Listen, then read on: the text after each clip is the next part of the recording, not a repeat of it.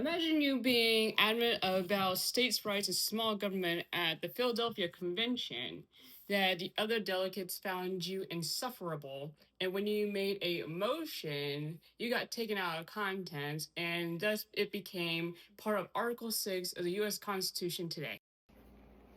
Yes, we're talking about the Federal Supremacy Clause and perhaps Luther Martin's most ironic moment in life. Staunch supporter of the New Jersey Plan, Luther Martin motioned on July 17, 1787,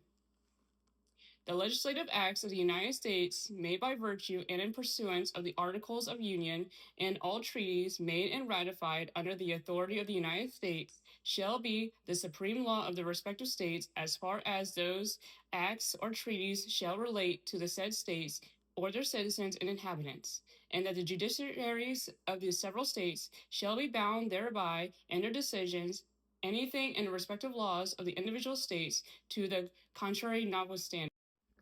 In a letter to Oliver Ellsworth of Connecticut, Luther Martin writes,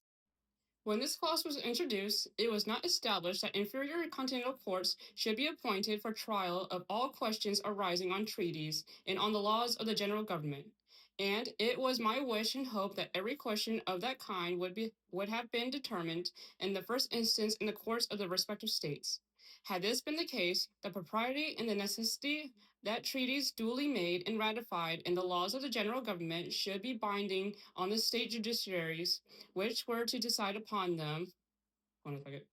must be evident to every capacity, while at the same time, if such treaties or laws were inconsistent with our state constitution and Bill of Rights, the judiciaries of this state would be bound to reject the first and abide by the last, since in the form I introduced the clause, notwithstanding treaties and the